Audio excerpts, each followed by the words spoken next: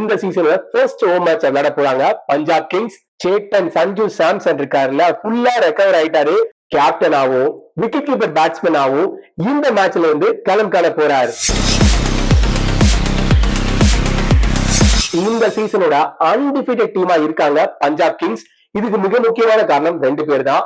1 Ricky Ponting. So அவர் behind சீன்ஸ்ல இருந்து பக்காவா டீமை மேனேஜ் பண்ணாரு.